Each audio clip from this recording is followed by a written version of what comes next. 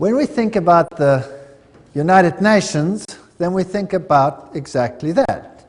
An organization, a political organization bringing the nations together. And that sounds like something commendable. And the question is that all that there is behind it? Do you remember that at the Tower of Babel, God separated the nations? Now, if you look at the headquarters of the United Nations in New York, this is really quite a fascinating building. It is large, and the name United Nations was coined by United States President Franklin D. Roosevelt and was used in the Declaration by United Nations of January 1942 during the Second World War, when representatives of 26 nations pledged their governments to continue fighting together against what they called the Axis powers. Interesting name, Axis powers. Today there's another axis that is being fought, and that is known as the Axis of Evil. Have you heard of that? The forerunner of the United Nations was the League of Nations, and this was an organization in similar circumstances during the First World War and established in 1919 under the Treaty of Versailles to promote the international cooperation and to achieve peace and security. This comes straight from the UN webpage, so nothing strange about that. It's just plain history. Some more from that. In 1945, representatives of 50 countries met in San Francisco at the United Nations Conference on International Organizations, and they drew up a United Nations Charter. And those delegates deliberated on the basis of proposals worked out by representatives of China, Soviet Union, United Kingdom, United States at Dumbarton Oaks, United States in October 1944. It was signed on 26 June 1945. 50 countries. Poland was not represented and became one of the original 51 member states. So it officially came into existence on the 24th of October 1945, when the Charter was ratified by China, France, Soviet Union, United Kingdom, United States, and by a majority of the other signatories. And every 24th of October, they celebrate this founding of the United Nations. Now, let's have a look at this Charter of the United Nations. This is a very interesting piece of history. Well, Arthur Balfour, do you remember that name? We've used it before. Who was a member of Hort's Apostles? You remember Hort? This was the professor that helped to produce the Greek text that changed the emphasis of the Bible and removed many of the aspects of Jesus Christ's power and sovereignty from the Word of God. And the apostles were the secret society that functioned and at that time, and Hort was a member as well as Arthur Balfour. Hort called this group a Senior Apostles Club, as well as president of the Psychic Research Society, Society for Psychic Research, soon became Prime Minister of England, Arthur Balfour, and instrumental in the First League of Nations. So this Prime Minister was also, of course, active in the writing of the original Charter of the League of Nations, much of which formed the basis for the United Nations. He not only headed the Society for Psychic Research, holding seances at his home, but he initiated a group called the Synthetic Society, whose goal was to create a one-world religion. That's a very interesting point of history. And he invited a certain Frederick Mayers of the Society of Psychic Research to join, and together they created the preamble of all religions, and it includes the dogma, departed spirits can communicate. Obviously, if you belong to such a society, then that is part of the situation. So built in somewhere over there was the wish to bring all religions together. Now let's have a look at some of the historic figures of the United Nations. Alger Hiss, he became the acting Secretary General of the establishment of the United Nations. The April 16, 1945 issue of Time magazine called him one of the State Department's brighter young men.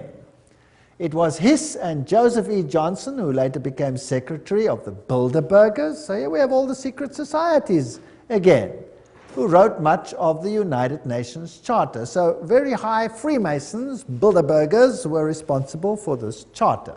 Now we know what they believe. We've already had a lecture on that, and I would refer people back to that lecture. Patterning it after the Constitution of Russia and the Communist Manifesto. This is very interesting. So the Constitution of the USSR is almost identical to the Constitution of the United Nations, for those who did not know that. And there are all the references. Everything that I say is referenced. I'm just reading. So please, nobody get angry with me. Get angry if you want to with whoever set this thing up. I had nothing to do with it. Winston Churchill, the creation of an authoritative world order is the ultimate aim towards which we must strive, and the United Nations formed part of that. Charles de Gaulle, who was also instrumental, nations must unite in a world government or perish. So the big figures involved had this philosophy. Then there is a man, I don't know how to pronounce his name, Trygve Lie. The first official UN Secretary General was a high-ranking member of Norway's Social Democratic Party, which was, by the way, an offshoot of the Third Communist International. And then came a man, Dag Hammarskjöld. And he was the second Secretary General. He was a Swedish socialist. He openly pushed communist policy. And then came U Thant, the third Secretary General, and he was a Marxist. So here you can see how the philosophy in the beginning was programmed. Now, I would like you to understand that this is not a method to go anti-capitalist, because the United States was a signatory of this charter.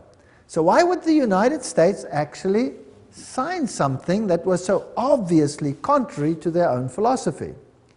Well, if you remember the Hegelian principle, where two opposing viewpoints are set into the world, and neither of them is really the viewpoint you want to achieve, what you really want to achieve is a synthesis between the two. So what you see actually is you see socialists in the overriding capacity of Secretary Generals, although whether they have Marxist leanings or capitalist leanings at that level doesn't make any difference. The method is just to bring about a synthesis, which is the desired government of all of them. So out of this chaos, you eventually get whatever you want. Now, U Thant, he was, of course, one of the earliest Secretary Generals. He said, "World Federalists hold before us the vision of a unified mankind living in peace under a just world order. The heart of the program, a world under law, is realistic and attainable." Just to remind you of what we have said before. And of course, behind the scenes, always, you have the papacy. As you can see in all of these lectures, the papacy always very heavily involved. Here is Pope Paul VI with Secretary General U Thant. Now this man was a Marxist. Or let's rather put it this way. Publicly, he pushed a Marxist agenda. But if he was a true insider, then he had neither agenda, and this was just for an appearance sake, as Hegel also said. So it is not surprising that here we have a handshake with another Secretary General whose name was Waldheim. Now, what was the agenda, or what was the political view of Waldheim? Anybody know? He was a Nazi. Yes. So you can see the Hegelian philosophy coming out here. There you have Marxism, antithesis. There you have Nazism, thesis, in between, synthesis. So it didn't really matter which of the philosophies they espoused, as long as the end result was the same. Pope Paul VI, by the way, is the first one to introduce this bent cross or broken cross. Let's read about what this means. Pope Paul VI wrote a papal encyclical that called on the nations to abandon sovereignty to form a world government. So the Pope himself was behind this and actually called for such a government. And about this twisted cross, here's the quote for you. Paul VI made use of a sinister symbol used by Satanists in the 6th century that had been revived at the time of Vatican II. This was a bent or broken cross on which was displayed a repulsive and distorted figure of Christ, which the black magicians and sorcerers of the Middle Ages had made use of to represent the biblical term mark of the beast. Interesting quote. Yet not only Paul VI, but his successor, the two John Pauls, carried that object and held it up to be revered by the crowds, who had not the slightest idea that it stood for Antichrist. So that's a quote that's very interesting about the broken cross and what it stands for. So these are the figures behind, or the movers of the United Nations. A pope calling for such an order, the Secretary Generals picking it up, reiterating it on both sides of the political divide so that it would seem fair to both sides of the philosophy. Now, what about the spiritual aspect? There's one interfaith organization that is called the Temple of Understanding. And it has a newsletter which is called World Goodwill Newsletter. Founded by Juliet Hollister in 1960, the Temple of Understanding has one of its goals, the creation of a spiritual United Nations. In its work to promote understanding between religions on the basis of the oneness of the human family. Sounds good. The Temple has numbered among its members and supporters such influential world servers as U Thant himself. Well, there's the Secretary General, you can't go much higher than that. Eleanor Roosevelt, that's interesting. Thomas Merton, Jawaharlal Nehru, Anwar Sadat, Radhakrishnan, in addition to the main center of New York. So these are the top movers. So this is not some sort of little organization operating somewhere in the wings. This is a hub organization. And from where did they operate? Well, they were based at the Cathedral of St. John the Divine. That must be getting pretty boring by now, right? Always the same thing. The temple has active chapters in India, in the UK, representatives in Africa, Latin America, Asia, Middle East. This is a universal movement to bring all religions together. Now let's have a look at this interesting cathedral. There it is, the Cathedral of St. John the Divine. The cathedral is located at the 112th Street in Amsterdam Avenue, 1 block east of Broadway, the largest cathedral in the world. That's also interesting. The Cathedral Church of St. John the Divine in New York is the mother church of the Episcopal Diocese of New York and the seat of its bishop. Remember, that's where they had the female Christ and where they have the issue of ordaining homosexual bishops, and all kinds of interesting stuff happen at this episcopacy. Right, a little bit more history. Jim Garrison, president of the New Age Gorbachev Foundation, which was this foundation that was founded by Gorbachev in New York. He said, we are going to end up with the world government. It's inevitable. There's going to be conflict, coercion, and consensus. That's all part of what will be required as we give birth to the first global civilization. So that's the agenda that they have. Philip Jessup, a CFR member, World Court Justice, pretty high up people, writes, I agree that national sovereignty is the root of all evil. So nations will obviously have to relinquish their sovereignty to this organization without it appearing as if they're doing so. The Humanist Manifesto 2 states, we deplore the division of mankind on nationalistic grounds. We have reached a turning point in human history where the best option to transcend the limits of national sovereignty and to be moved towards building a world community. That's Humanist Manifesto 1 and 2. These are the official documents. Now this is a very interesting man, Robert Mueller. He's the former Assistant Secretary General to the United Nations, but he is today the mover in the spiritual field within the United Nations. He's also called the prophet of hope of the United Nations. He wrote, "We must move as quickly as possible to a one-world government, a one-world religion, under a one-world leader." That's very, very interesting. So these are the top movers. Now, the philosophy, I'm always interested in what the philosophy is and who's behind it. And again, we pick up the same old names over and over and over again. In the Aquarian Conspiracy by Marilyn Ferguson, a survey of New Agers showed that the leading influence on their spiritual awakening was, again, Pierre Teilhard de Chardin. Do you remember who he was?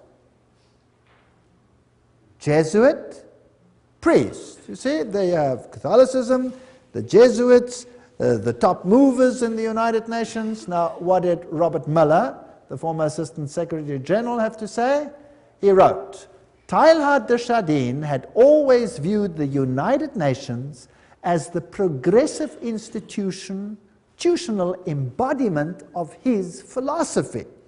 Now, there is a Secretary General saying, or Under Secretary General saying, that the United Nations embodies the philosophy of Teilhard de Chardin. Now, what did Teilhard say? I've mentioned some of his philosophy. We'll look in a little bit more detail again. Teilhard wrote, "Although the form is not yet discernible, mankind tomorrow will awaken to a pan-organized world." Pan-organized world. Well, okay, what else do you have to say? Teilhard de Chardin influenced his companion, Father de Brévry, who inspired colleagues who started rich process of global and long-term thinking in the United Nations, which affected many nations and people around the world. Robert Mueller says, "I have myself been deeply influenced by Teilhard." So the Under-Secretary General of the United Nations, who's today entrusted with the spiritual aspects of the United Nations, plus its education program, says he's influenced by Teilhard de Chardin. And Robert Mueller writes, "Most of all, they taught me happiness," his work. He says, "Any Teilhardian will recognize in this the spiritual transcendence which he announced so emphatically as the next step in our evolution." So there's going to be a spiritual transcendence from what appears to be political over to the spiritual. All right, we've already seen in a previous lecture that he was a French Jesuit priest, a eugenist, a Marxist, a pantheist, a evolutionist.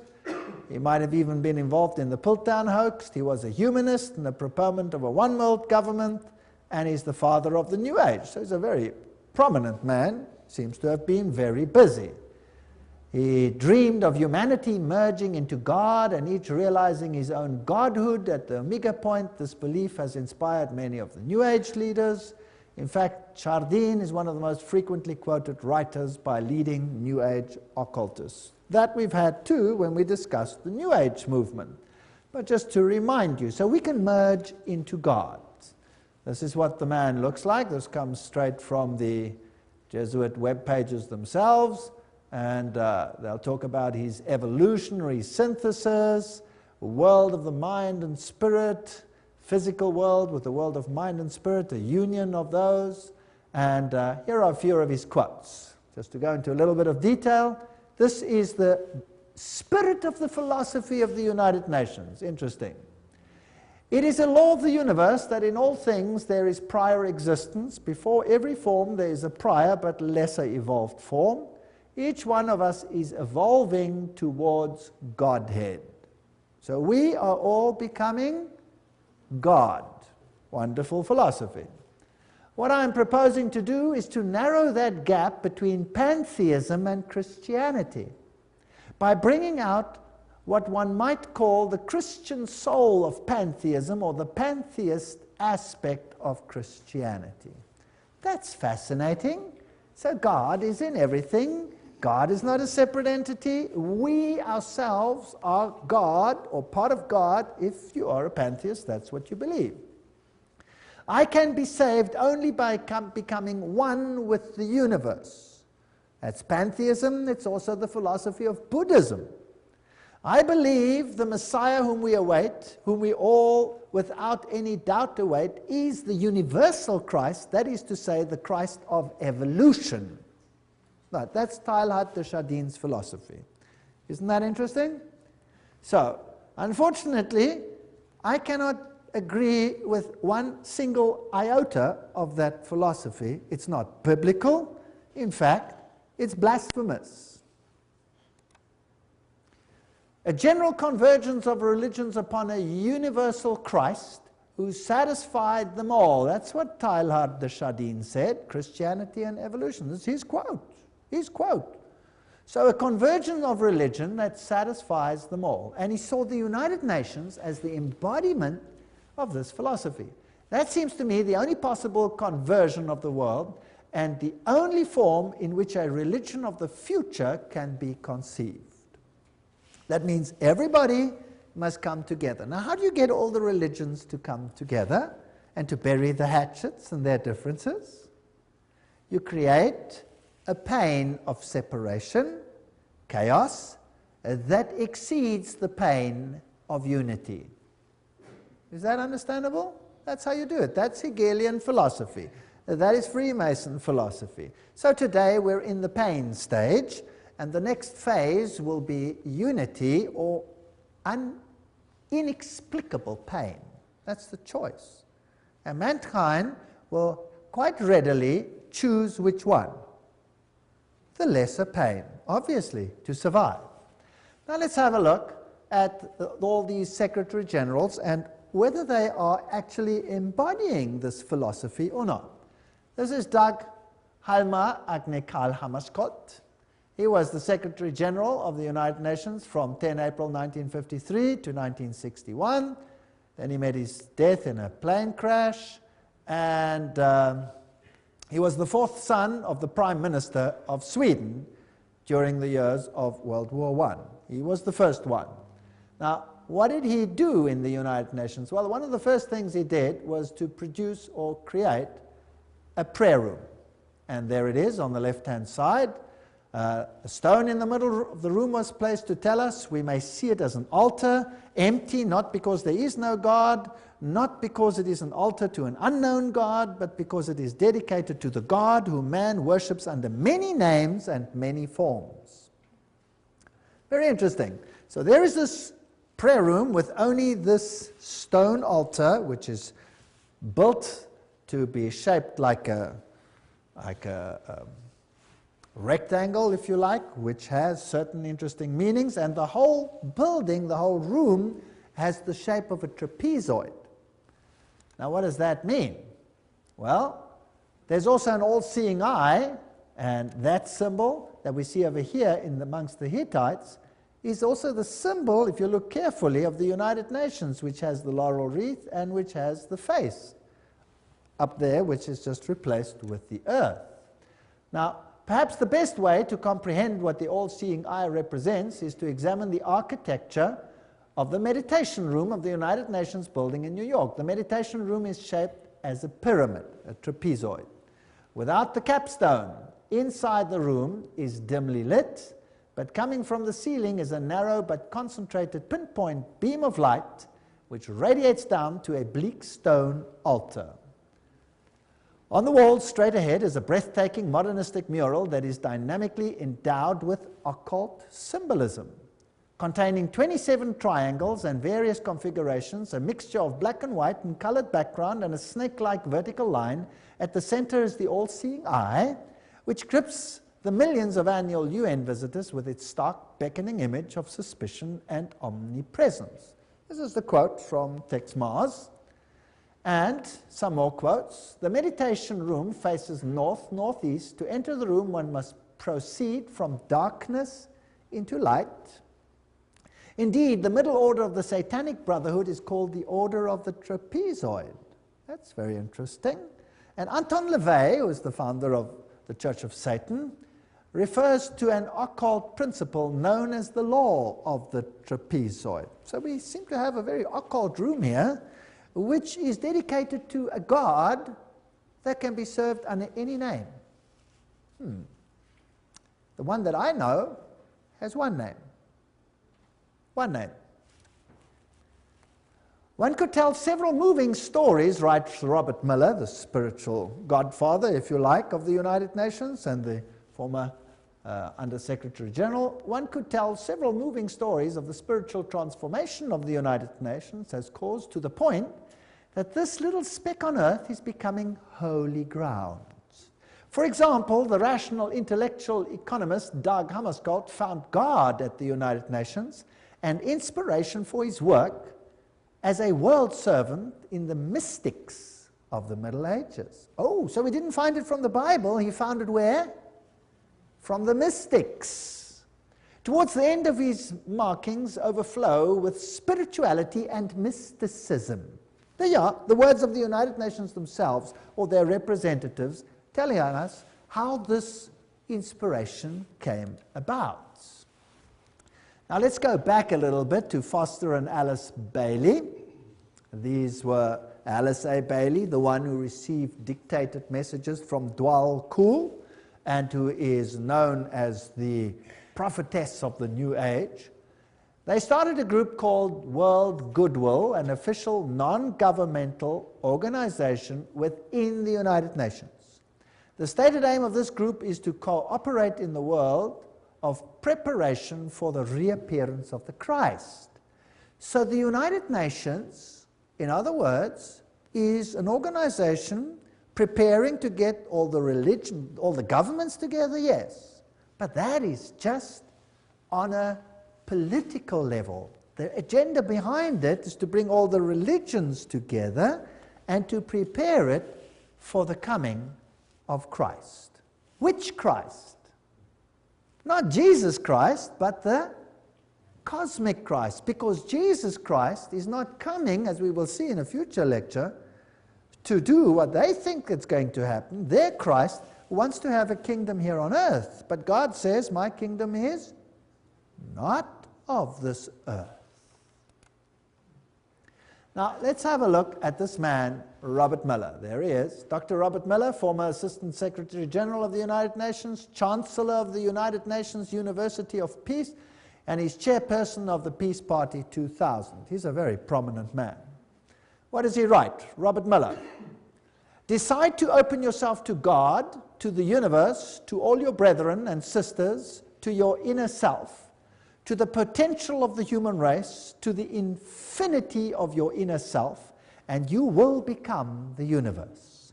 You will become infinity, and you will at long last, you will be at long last your real, divine, stupendous self.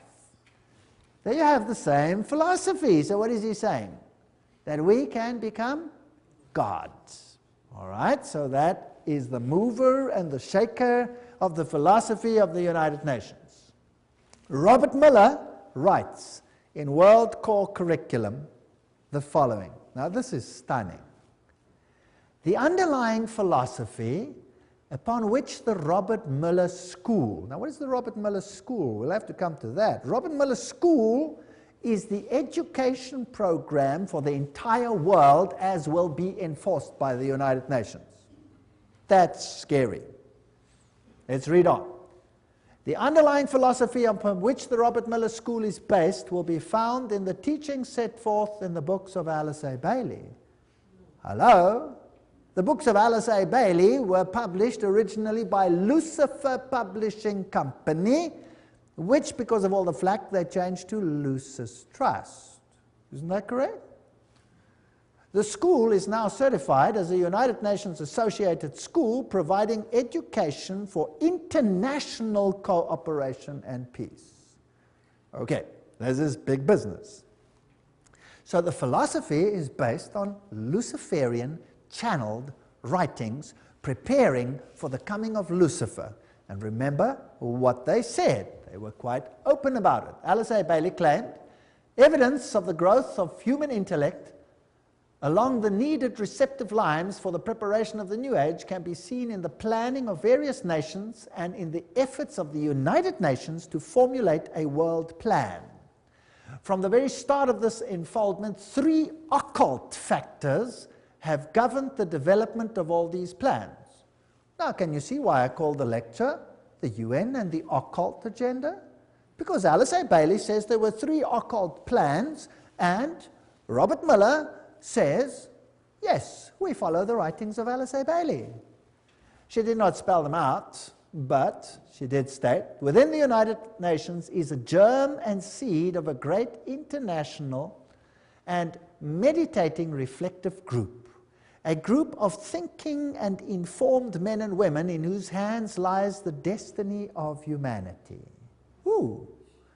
This is largely under the control of many fourth-ray disciples, if you could but realize it, and their point of meditative focus is the intuitional or Buddhic plane, the plane upon which all hierarchical activity is today to be found. That's about as occult as you can get. What she is saying is that the inner core of the United Nations is controlled by people who are under the control of Lucifer. That's what she's saying. She's saying it's demonic. And it's out of her words, not mine. I'm just reading. That's what's such fun about all of this. Helena Petrovna Blavatsky, founder of Theosophy. She was the forerunner, of course, of the Bailey books. And Theosophy was then taken over by Annie Ward Basant over here, and then taken over by Alice A. Bailey. And here is the great invocation that has to be read and learnt by every child in the future. From the point of light within the mind of God, let light stream forth into the minds of men, let light descend on earth. From the point of love within the heart of God, let love stream forth into the hearts of men. May Christ return to earth. But this Christ is not Jesus Christ. From the center where the will of God is known, let purpose guide the little wills of men. Oh, how neat. It's so derogatory. The purpose which the masters know and serve. What arrogance. From the center which we call the race of men, let the plan of love and light work out, and may it seal the door where evil dwells. This is interesting. Which door is to be sealed where evil dwells? Well, if you know occult science, you'll know that they call light darkness and darkness light, and they say that Jesus is the evil one. We read all those quotes when we did the lecture on that issue. May it seal the door where evil dwells. Let light and love and power restore the plan on earth. Restore what plan? Restore whose plan? And who made it so that it is not restored? Well, who separated the nations? God separated the nations. What is the focus of the United Nations to? Unite the nations. So they want to restore that which the, in inverted commas, evil one happened to mess up with one brilliant move of confusing the languages. Well, just goes to show, one word of God and he's confused for 4,500 years. Who's really in control here? Well, here's Annie Besant in her 33-degree Freemason regalia. Co-Masonry, you remember we dealt with this issue. The Theosophy textbook teaches immortality, reincarnation, the deity of man. Statements by this Dwalkul, who also inspired Alice A. Bailey. He says, talks about Alice A. Bailey, know me still by another name and office, AAB. Alice A. Bailey knows who I am and recognizes me by 2 of my names. Now that's interesting because there are 2 names, and we will see the 2 names in a future lecture, what the names are, and then it gets very interesting. This is a detective story. It's a very exciting one. Well, the Bible says that they are spirits of demons, working miracles which go forth to the kings of the earth and to the whole world to gather them to the battle of that great day of God Almighty. Revelation 16:14. Remember that? Helena Petrovna Blavatsky, the founder of this movement, of which Alice A. Bailey became the high priestess, if you like, said Lucifer represents life, thought, progress, civilization, liberty, independence. Lucifer is the Logos, the serpent, the Savior. It is Satan who is the God of our planet and the only one. Then she talks about the Virgin, who is Satan and Lucifer at the same time, and the Holy Ghost, all wrapped in one. So whether you call him Isis or whether you call him Osiris, doesn't matter. Whether you call him Baal and Ashtoreth, doesn't matter. Two names. He always comes under two names, two principles. Alice A. Bailey, she succeeded Besant as leader of Theosophy. Her husband was a 32-degree Freemason and also, of course, part of co-masonry. There she is, priestess and prophetess of the New Age movement, who received these messages from this spirit entity, which has to be a demon, Dwal Kor. Her writings, as we have said, were one of two women to be one of the most prolific writers of modern times. Her main aim, the problems of humanity, getting all humanity together again, and preparing the world for the coming of Christ. And we have read this quote already. I dedicate myself anew to the service of the coming One.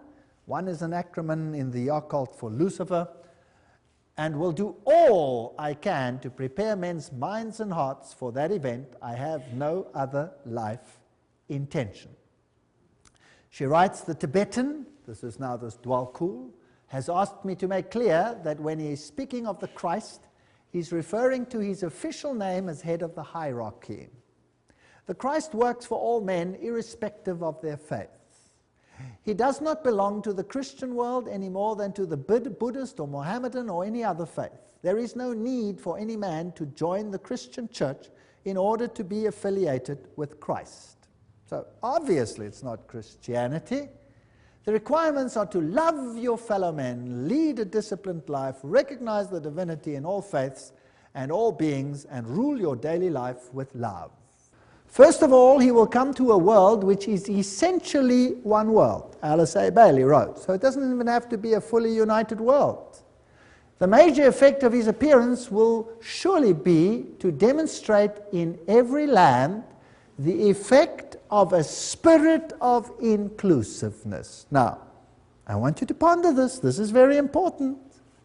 So his main aim will be to develop a spirit of inclusiveness. And inclusiveness which will be channeled or expressed through him. So his spirit will work to bring this about. All who seek right human relations will be gathered automatically to him. So not all who seek Jesus Christ, no, all who seek right human relations. Can you see the emphasis to mankind again? All who seek these will automatically be gathered to him, whether they are in one of the great world religions or not. So we need a spirit of inclusiveness. But let's continue. All who see no true or basic difference between religion and religion, or between man and man, or nation and nation, will rally around him. Now, those who embody the spirit of exclusiveness and separateness will stand automatically and equally revealed, and all men will know them for what they are. Ooh, nice. What does the Bible say on this issue? The Bible says, come out and be separate. The Bible asks for a spirit of separateness. The United Nations, by its very nature, has no option but to ask for a spirit of inclusiveness. But now, what if the high movers behind the scenes are actually occultists and Luciferians? Wouldn't that be kind of scary? Because who would be the head honcho of the team then, behind the scenes? Satan. Satan would be the head honcho. He would be the main guy. Now the trouble is, this difference. Those who say come out and be separate, they're going to be in trouble. Those who say, well, let's be inclusive, they'll be okay. The reply comes with clarity. He will come unfailingly when a measure of peace has been restored. We don't have to have world peace, just a measure of peace. Alice A. Bailey continues, the major required preparation for the coming of the Christ is a world at peace. However, that peace must be based on an educated goodwill which will lead inevitably to right human relations and therefore to the establishments on lines of light between nation and nation, religion and religion, group and group, man and man. So the only way we're going to have this community is by putting everybody into the melting pot and becoming one. That means giving up your differences. Discover the members of the new group of world service whenever possible and strengthen their hands. Look for them in every nation and expressing many lines of thoughts and points of view. Remember always that in doctrine and dogma and in techniques and methods they may differ widely from you, but in love for their fellow man, that has become the religion of the new world. Not love for God, love for the fellow man. In practical goodwill and in devotion to the establishment of right human relations, they stand with you. They are your equals and can probably teach you much. So forget all about the religious differences. Promote ceaselessly the work of world goodwill so that every nation may have its own group of men and women dedicated to the establishment of right human relationships. The whole power has to shift to man rather than to God. It is on the foundation of this teaching that Christ will raise the superstructure of the brotherhood of man for right human relations on expression of the love of God. And this is all we hear in the sermonizing of the New World. What is important is right human relations. What is important is that we accept one another as we are. And it goes on and on and on and on. But faithfulness to God, biblical principles, no, they have to be given up. Share International says, but the day will dawn when the vision of the United Nations will save the world, and when the reality of the United Nations starts bearing fruit, then the breath of immortality will be a living reality on earth. And there is the spiritual leader of or the present priest, if you like, in the United Nations, the Hindu Sri Chinmoy. He says the United Nations is the way to oneness that leads to the supreme oneness, capitalized. It is like a river flowing towards the source, the ultimate source. And the United Nations becomes for us the answer to world suffering, world darkness, world ignorance. The inner vision of the United Nations is the gift supreme. And this will be realized no matter how many years it takes. The Dalai Lama says, in the sphere of international relations, the sense of greater shared responsibility is particularly needed.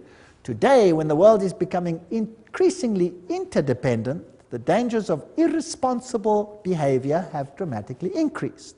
Unless we realize that we now are part of one big human family, we cannot hope to bring about peace and happiness. So all the world leaders are saying these things. And the United Nations, with its symbolism of this ancient laurel wreath around a globe, is nothing other than the emulation of an old pagan ideal, which Lucifer once more wants to realize in the world that we live in today. As we have seen, the symbol of the United Nations is very similar to the old Hittite symbol, where you had in the center the face of the sun god, and now you just have a web, if you like, a spider's web, which is a symbol of Lucifer, and the encompassing earth. And of course, the laurel wreath was a symbol of all the ancient deities.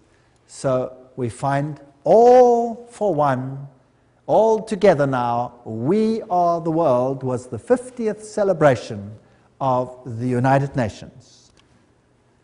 The New Age agenda was to merge God and nature. That's what Teilhard de Chardin, the father of the philosophy of the UN, said. We must become pantheistic, eradicate male-female distinction, world peace, nuclear disarmament, one world government, one world religion. The organizations leading up to this, the United Nations, of course, Council of Foreign Relations, Trilateral Commission, Bilderbergers, Gorbachev Foundation, and the Club of Rome.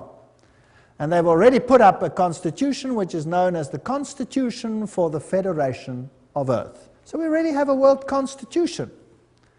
Now, obviously, if you want to bring about a situation like that, you have to influence the education of the world so that the mindset and the thinking of people is changed. So education is a very important point.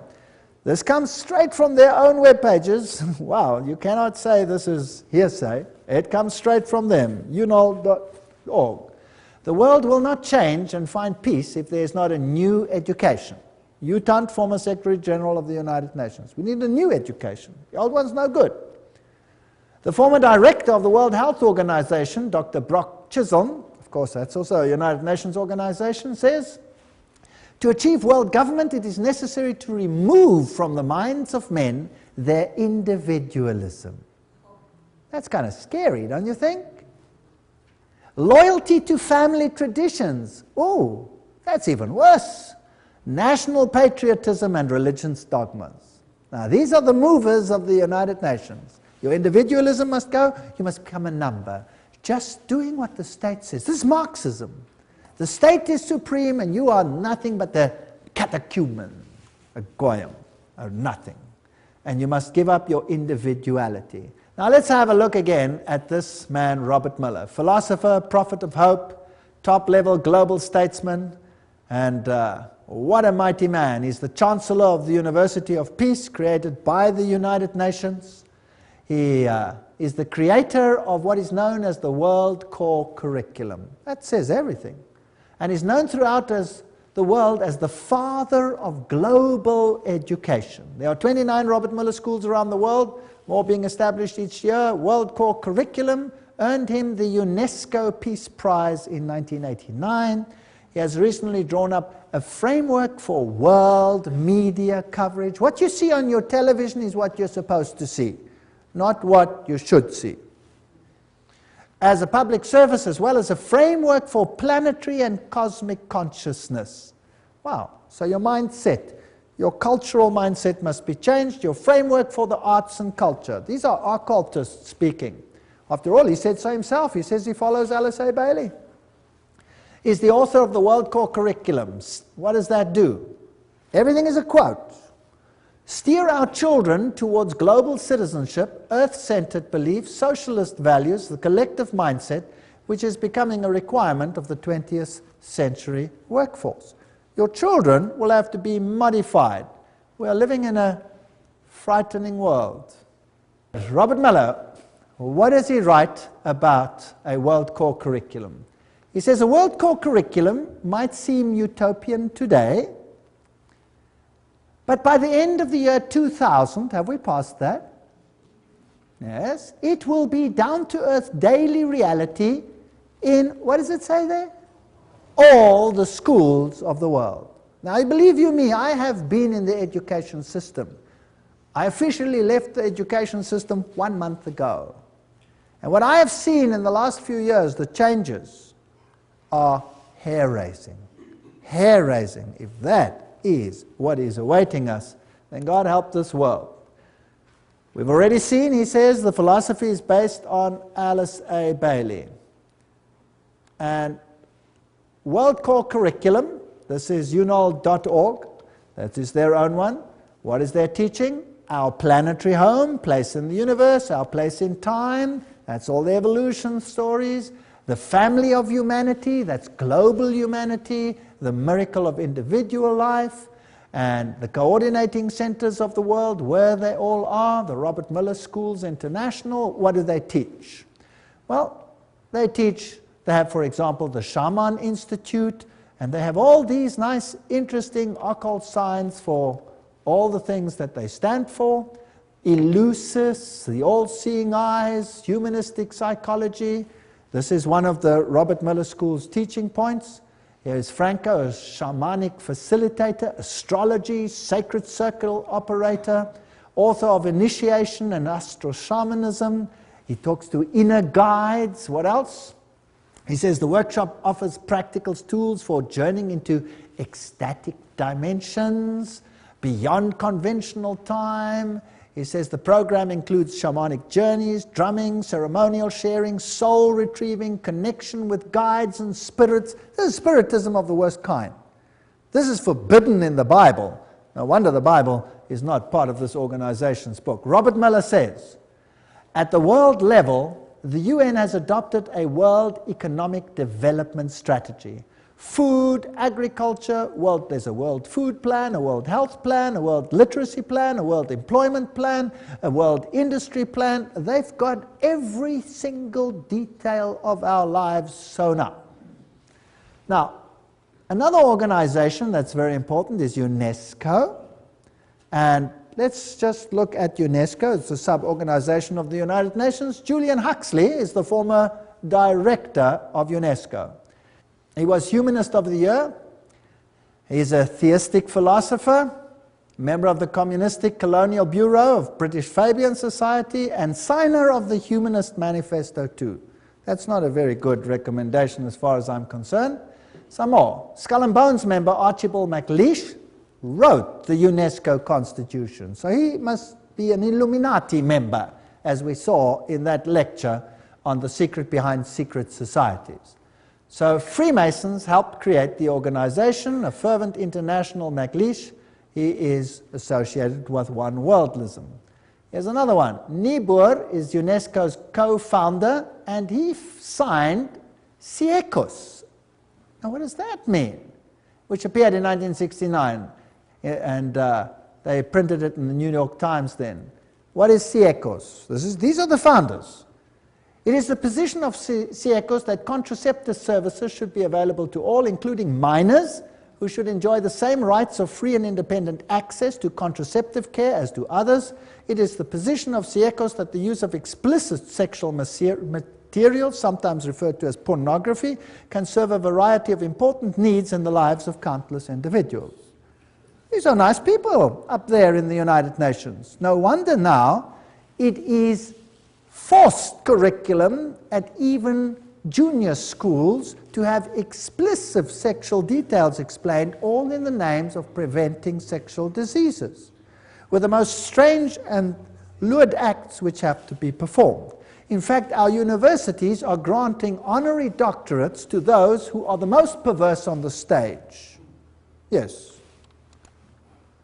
Huxley, who was the initial chairman, in its educational program can stress the ultimate need for world political unity, familiarize all people with the implications of transfer of full sovereignty, and etc., etc. So these people are all birds of a feather. UNESCO explains, if UNESCO is attacked on the grounds that it is helping to prepare the world's people for world government, then it is an error to burst forth with apologetic statements and denials. Let us face it, the job of UNESCO is to help create and promote the elements of world citizenship. When faced with such a charge, let us by all means affirm it from the housetops. That's what UNESCO says itself. So they're not denying anything. Under Huxley's guidance, they prepared a guidebook for teachers. Now, I would like the parents to take a note. Everybody with little children, or have children with little children, take note. What is the United Nations Guidebook for Teachers? It says, reminds them that the destruction of a child's love of country and patriotism is the first step in educating that child for world citizenship. Now let's have a look at what the guidebook contains. Volume 5, page, on the opening page. In the classroom with children under 13 years of age, before the child enters school, his mind has already been profoundly marked, often injuriously by earlier influences, first gained, however dimly, in the home. Oh, that's interesting. So this must be changed. Who is putting these thoughts into the minds of children then? The parents. That must be changed. So UNESCO's aim is to change the mindset of your children, to turn it against any values that the parents might instill in the mind of that child. Isn't that breaking the fifth commandment, yes or no? Honor your father and your mother that you may have a long life. Isn't this breaking the fifth commandment? I think it is. On page 8, the teacher is told, the kindergarten or infant school has a significant part to play in the child's education. Not only can it correct many of the errors of home training, but it can also prepare the child for membership at about age 7 in a group of his own age and habits, the first of many such social identifications that he must achieve on his way to membership in a world society. Aha, the kindergarten. So now, the governments of the world are saying, you must send your kids to school earlier. Did you know that? That the governments are beginning to say that? And England now passed a rule when? This year. This very year. Guess when kids go to school from this year onwards in England? Age 3. Yes, age 3. You have to send them to preschool. That's nice, and the mothers love it because they don't have to take care of the kids. But who's controlling the mindset of the kids? And who's behind it? Occultists. Page 58 of the guidebook to teachers says, as we have pointed out, it is frequently the family that infects the child with extreme nationalism. The school should therefore use the means described earlier to combat family attitudes. Now, nationalism is not their ultimate game. What is their real game? Religion. Religion. Volume 5, page 11. In our view, history and geography should be taught at this age at a universal history and geography. The study of history raises problems of value which are better postponed until the pupil is freed from nationalist prejudice, which is present surrounds the teaching of history. So the whole mindset of the child must be changed in the teaching program, and this is UNESCO's aim. Not a very, well, noble aim, I don't think, because the authority of religion and parents, especially Christian religion, will be undermined. Now another organization comes in, this is called the Finhorn organization, and they promote ecological health and prosperity. Have you heard much about ecology in the world today? Yes. Now again, we have to find the links. You always have to do some detective work. Because Francis, this is Francis of Assisi, connected with nature, Pope John Paul II named him the patron saint of ecology. Now, St. Francis was the roommate of Ignatius Loyola, the Jesuit founder, just for interest's sake.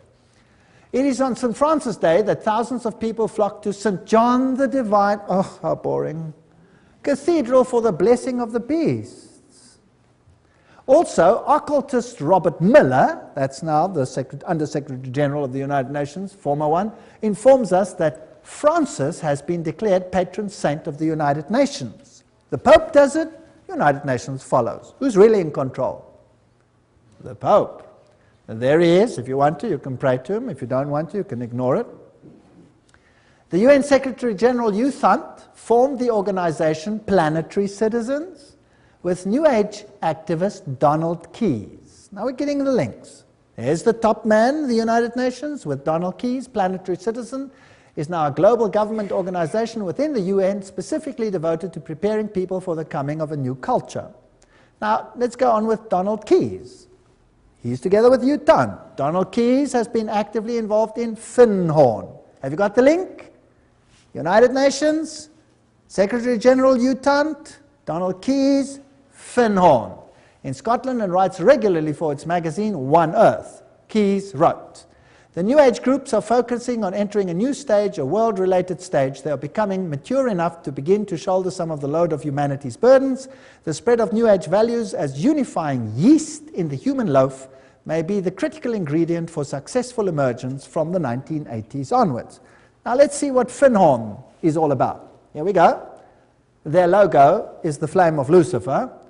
They use occult symbols, they use the lotus flower, they talk about divinely ordinary, divinely human. So what are they saying? We're God, and God spoke to me. Now who's that God that speaks to them? Well, let's ask their spokesman. This is David Spangler. There's one of his books, Parent as Mystic, Mystic as Parent. So this is what your education is going to do to your kids. Do you know that? David Spangler, co-director, spokesperson for Finhorn community in northern Scotland. That's what he looks like today.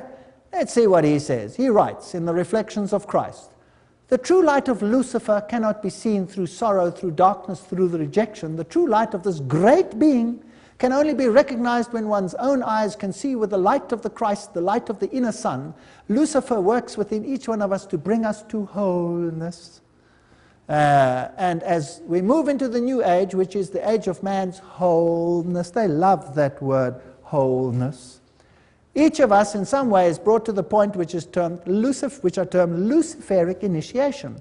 The particular doorway through which the individual must pass if he is to come fully into the presence of his light and wholeness, Lucifer comes to give us the final gift of wholeness. So who are these people actually worshipping?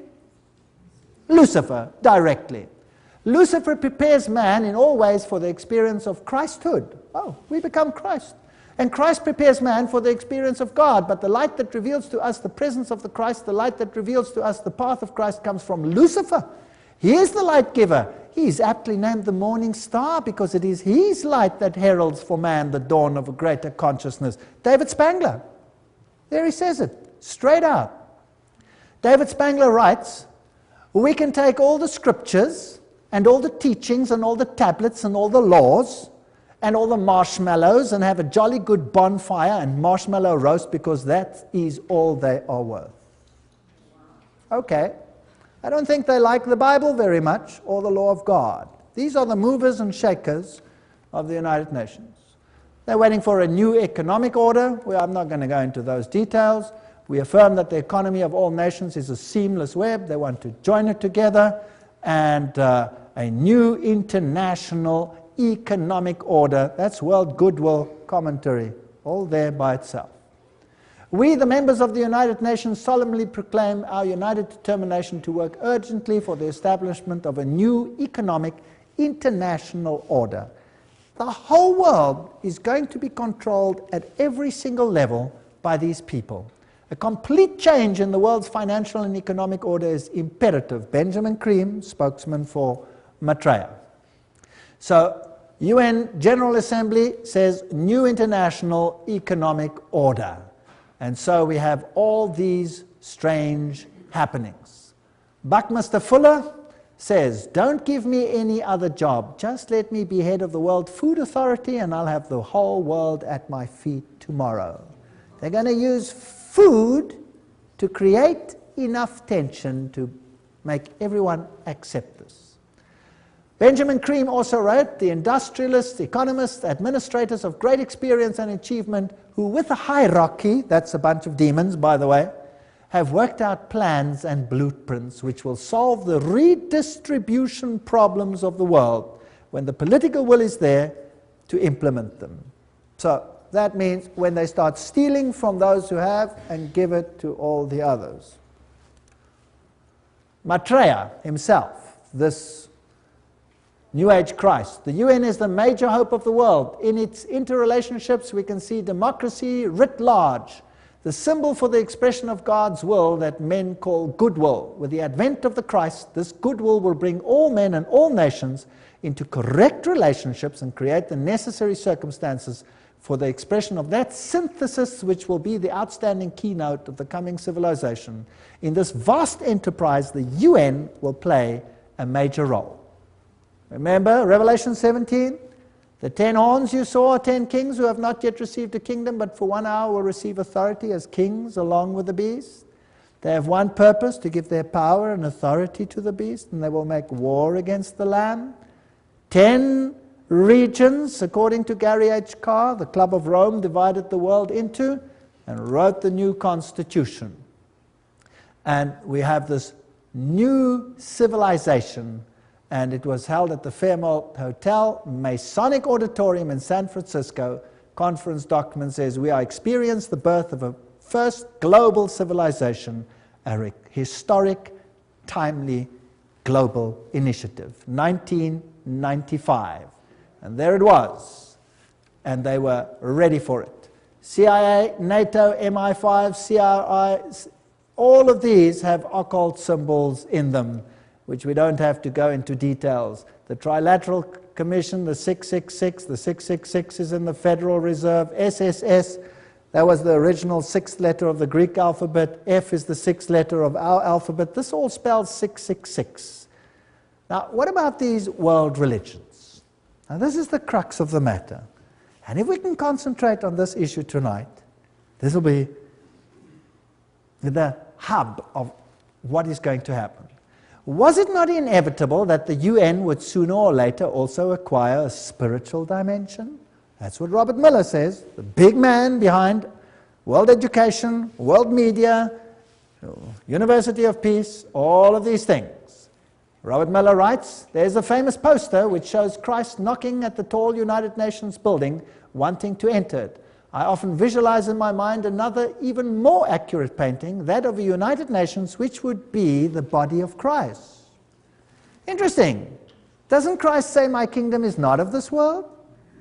So this is another kingdom, and this Christ is definitely not Jesus Christ. He then refers to Pope John Paul said that we are stone cutters and artisans of a cathedral which we might never see in its finished beauty. This is Masonic language that Pope John Paul II is talking about. The tapestry of its work encompasses the total condition of humankind on this planet. All this is part of one of the most prodigious pages of evolution. It will require the detachment and objectivity of future historians to appraise fully what happened in the last third of our century and to understand the real significance of what the United Nations was. No human force will ever be able to destroy the United Nations. Very interesting. For the United Nations is not a mere building or a mere idea. It is not a man-made creation. This is Robert Miller speaking, former Under-Secretary General of the United Nations. If it wasn't man-made, then who made it? Who made it if man didn't make it? Well, they told us who the leader is in so many words. Who is he? Lucifer. Okay. The United Nations is the vision light of the absolute supreme Masonic signal language, which is slowly, steadily, and unerringly illuminating, you know the buzzwords by now, the ignorance, the night of our human life. The divine success and supreme progress of the United Nations is bound to become a reality. At his choice hour, the absolute supreme will ring his own victory bell here on earth through the loving and serving heart of the United Nations. Wow, this is a bomber. He's going to ring his victory bell. Thank you, Robert Miller. What else do you have to say on the issue? Decide to open yourself to the potential of the human race, to the infinity of your inner self, and you will become the universe at long last, your real divine self. That really puts it all in the picture. I'm more and more drawn to some of the very simple but extremely important teachings of the Christ and of all the great prophets and visionaries. I'm increasingly convinced that what they foresaw is the beginning to become a reality on the planet, and that humanity is transcending or metamorphosing itself into what those great dreamers and visionaries and prophets envisioned. We're changing. We're going to undergo a change. The world's major religions in the end all want the same thing. Do they? Even though they were born in different places, different circumstances, what the world needs today is a convergence of the different religions in the search and definition of the cosmic and divine laws which ought to regulate the behavior on this planet. Worldwide, spiritual ecumenism, expressed in new forms of religious cooperation institutions, would probably be closest to the hearts of the resurrected Christ. Thank you. Very interesting. Peace will be impossible, Robert Miller speaking, without the taming of fundamentalism. Through a united religion that professes faithfulness only to the global spirituality and the health of the planet. So fundamentalism has to be tamed. Let's start with Islam.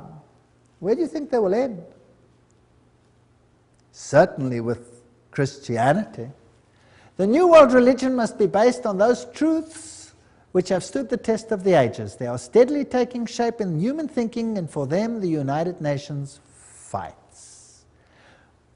My great personal dream, writes Robert Miller, is to get a tremendous alliance between all the major religions and the United Nations. Well, this is fascinating stuff.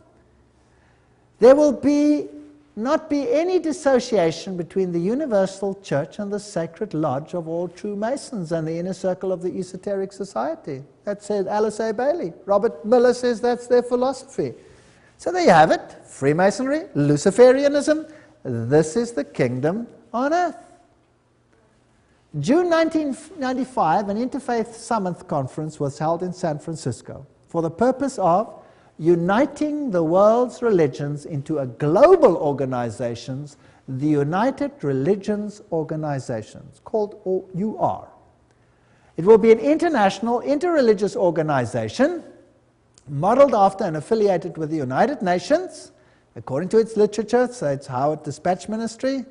The URO launched its written charter in June 1997. The institution should be fully in place by June 2000, globally operational by June 2005. How far is that off? Oh, that's just around the corner. I get excited.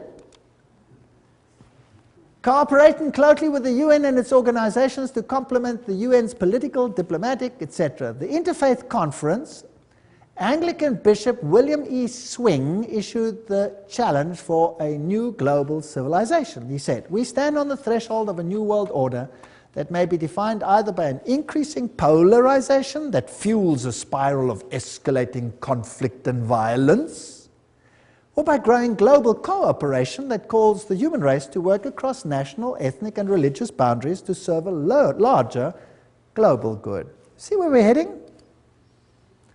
Robert Miller, and this is very exciting, Dispatch magazine. "Do not worry if not all religions will join the United Religions Organization. Many nations did not join the UN at the beginning, but later regretted it and made every effort to join. It was the same with the European community. It will be the case with the world's religions, because whoever stays out or aloof will sooner or later regret it." Wow. Now, that's fascinating. Where are we going? Sooner or later regret it. This man over here is Joseph Reed. He's the Under-Secretary General of the United Nations currently. And here he's speaking at a huge convention of Seventh-day Adventists. And he's going to tell them exactly who is going to be in control. Let's listen to him. "I make this appeal because the United Nations is also your organization, our world organization, your United Nations. Delegates, please remember, the United Nations is the only machinery we have for collective cooperation among all nations. It is the only worldwide institution for furthering development. The United Nations is the only universal mechanism for protecting human rights. The United Nations is the only shared framework for strengthening international law. Delegates, the United Nations is not one of the luxuries of international life. The work of the United Nations is of vital importance for the betterment of life on our planet." That's very fascinating. The United Nations is also your organization. It is the only body for this, that, and the other. Now, that's not the speech he wrote. He read it for Kofi Annan, the Secretary General of the United Nations. Now, I have a problem. I don't want to be part of a Luciferian organization. I certainly don't want to be. That's just me, personally. The mystical tradition in the mainline denominations easily interact with those of the heathen religions of the world. Meditation practices, visualization techniques, breathing exercises are now being used to tap into spiritual realm, and such religious leaders as the Pope and the Dalai Lama are very much on the same plane. Discernment Newsletter, 1996. A religion to fit everyone. Goals of this one world religion, world goodwill, remember this is all UN-affiliated organizations, founded by the very highest level of people. The churches and the world religions should indicate the unity within all facets of truth, which will provide a universal platform, one to which all men everywhere could give allegiance. Such a platform should include the truth that all men are divine. Thank you. Can we do that? Yes or no? I hope not. The truth that evolution governs the growth of the human being. I don't believe in that either. Each individual is a god. All men are divine, and the belief in evolution, the fact of immortality and of eternal persistence, reincarnation, arising from man's essential divinity. The Bible clearly teaches us that there is no such thing as reincarnation, for it is appointed unto men once to die. These are all taken from direct quotes.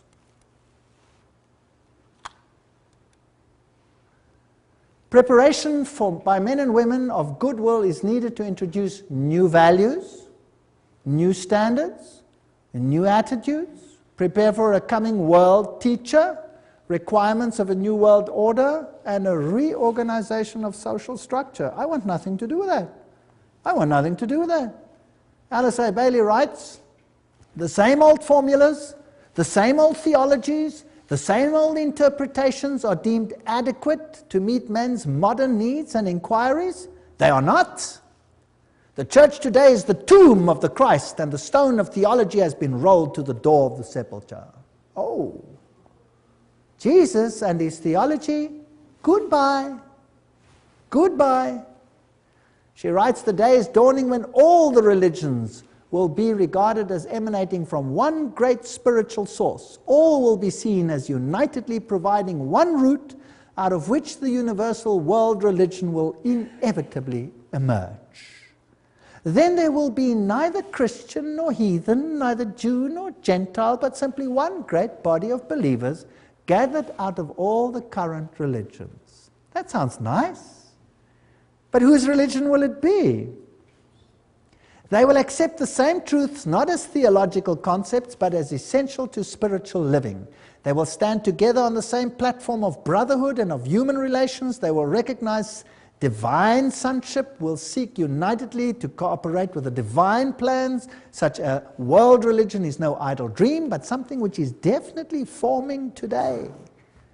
World Goodwill Letter, 1993, quoting it. These are United Nations organizations. So obviously, the world is going to move towards this unified platform, and there will be some who propagate a spirit of separateness. Is that correct? Can we see that emerging? And then there will be conflict.